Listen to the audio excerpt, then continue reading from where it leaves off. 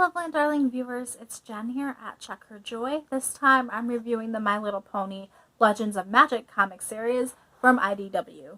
Writing and art is by Jeremy Whitley, Brenda Hickey, Tony Fleecs, Heather Breckel, and Neil Uyetake. I can't pronounce that name, guys, sorry. All those names are down in the description below if you want to check them out. This is really comprised of 3 stages of this story. So we have volume 1, which is a bunch of one-shot comics following each of the pillars of magic from Equestria's ancient times. So going back 1,000 years to when Luna and Celestia were teenagers. Volume 2 is one big story arc in which Stygian encounters the Dazzlings, the Sirens, and needs to gather all the pillars together so that they can combined work to get rid of the Dazzlings. And then the annual, which I read online and couldn't have a physical copy of, is a story about mirrors and portals into other worlds, and Luna and Celestia get lost, and the pillars need to go save them. So these stories are collected in books that Starburst finds in Starswirld's library in the Canterlot Castle. So these are books that nobody has read in like 1,000 years, and stories that ponies have forgotten. So Starswirld starts reading these stories, and so we're reading the books with him, and these are undiscovered tales. So like that's the whole background thing that is happening. I love seeing Starswirld and some of the modern ponies showing up. I mean, Celestia and Luna are showing up in both the past and the present because they're so old. But I love seeing how much they've kind of progressed and aged, especially from teenagers. Is kind of ridiculous. But then like Pinkie Pie shows up for one of the Pinkie Pie is reading one of the stories with him, and Starlight Glimmer is reading a different story with him. So volume 1, which is issues 1 through 6, are basically one-shots. Each one covers a different pillar and their adventures. So issue 1 has Starswirld teaching Luna and Celestia magic. And Luna opens a portal to another world and gets sucked through, and then Starswirld and Celestia need to go save her. Issue 2 sees Rockhoof joining the Mighty Helm, which is basically the army, and him adjusting to this new life of being part of a team, having to work with all these people who are very regimented, and trying to fit in, which is a bit interesting for a loner who was an outsider before, didn't really have friends, and didn't really do the hero stuff before this point. Issue 3 follows Mistmane as basically they're trying to build the Canterlot Castle, but it keeps getting unbuilt, and she finds out that the animals in the forest nearby are interfering, and so Mistmane helps make the castle more beautiful, but also like smooth over tensions with these animals and get their input in the new castle, which was a fun little adventure there. Also, Luna plays a huge part of this, and I adore Luna. She's my favorite pony. So I loved getting to see teenage Luna. That was like the best part of this whole series.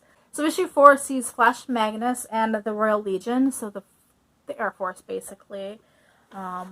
They are trying to stop a storm, but it is currently over the Griffin territory, which they're not allowed to cross into. So they have to wait until the storm crosses over into the pony territory before they can officially break it up. At the same time, it's like gathering speed. It's also kind of destroying the Griffin territory, so there's some diplomacy that needs to happen in this one for it to be a success. Issue 5 sees Somnambula, I can't pronounce her name, I'm sorry, and she needs to save her town from a giant snake. And it's something that only she can do with her, special, hopeful attitude, because everybody else is like, oh, it's a snake, run away, instead of being brave enough to, like, go solve it. And then issue 6, we see Mage Meadowbrook, and she goes visiting to this town and finds it completely overrun with zombie ponies. And she needs to, like, cure them of zombieism, because it's like a plague. So, zombies!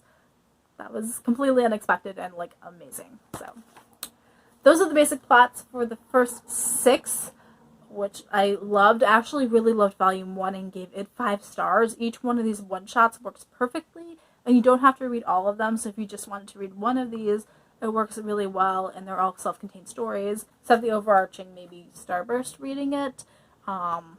There's a little bit of a connection between Starburst going through each story, but even that, they're kind of segmented into like a different pony shows up and he's sharing the story with them.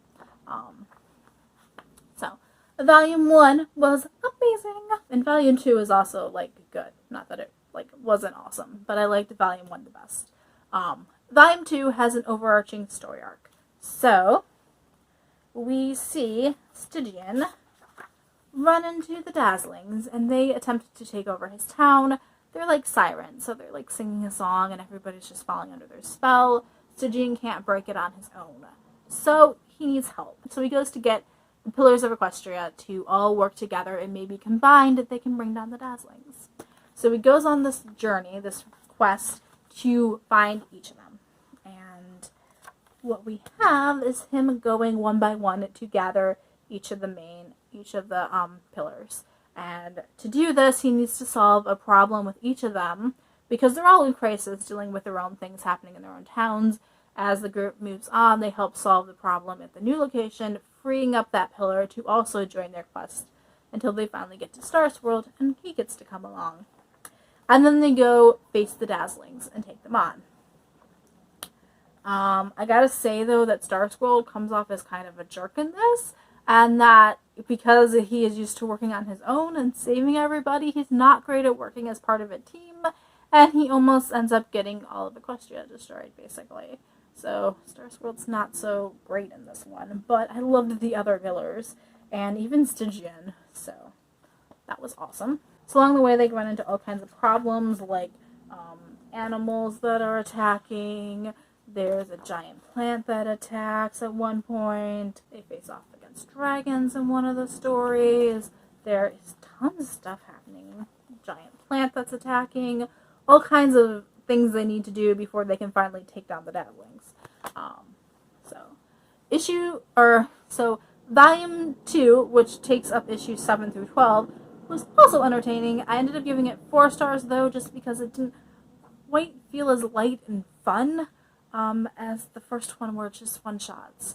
I don't know. I thought it was interesting, but it didn't quite connect in the same way. It didn't make me like as ridiculously happy, I guess. And then the last issue is the annual. It is the Legends of Magic annual from 2018. This is one longer story. This is one longer issue. And in this, we see that Star's World is keeping these mirrors, and each mirror is a portal to a different alternate reality. Kind of like Equestria Girls, where they like go through the mirror that goes into a statue. There's actually more of those that Star's World just leaves open. And because he doesn't protect them properly, these like evil creatures come through and they kidnap the princesses, Luna and Celestia, and take them into their world. And then Star's World and the Pillars need to go rescue them. However, there's something really, really dark there that wants the princesses to turn evil and become Nightmare Moon and Daybreaker. So there's definitely this very dark, very evil vibe to this annual. It's not too dark, it's still ponies, but like, and there's definitely like a high-risk situation here, which I thought was interesting. Also, I love Nightmare Moon, so I'm kind of conflicted, because I kind of want to see her come back. Also, she hasn't been Nightmare Moon yet, so maybe that's kind of what's making Luna finally crack later. I don't know. Anyway, the annual also got 4 stars from me. Still amazing, but not quite the 5 stars that the Volume 1 was, which is just like the best ever. Not the best ever, but amazing. So, if you want to know more about Equestria's past and the ponies that helped shape it, then check out the Legends of Magic series from IDW. They're really awesome, and I really enjoyed it. Let me know in the comments below if you have been reading the Legends of Magic and what you thought of it. What were your favorite parts? I really loved seeing Luna as a teenager. That was like the best. And then the little adventures that they all have. Getting just to hear more legends about, getting to hear more stories about these legends. Like, it's not just that they did one thing that was awesome, but like they continually did amazing heroic feats. Kind of like the main 6 in our modern times. Just, you know, the early days of Equestria. So yeah. Do you have any other My Little Pony recommendations, either books or comics? And I will link the other books and comics that I've read, or at least some of them. I'm reading a lot of ponies right now. So I will list some of the ponies that I've also been reading down in the description below if you want to check them out.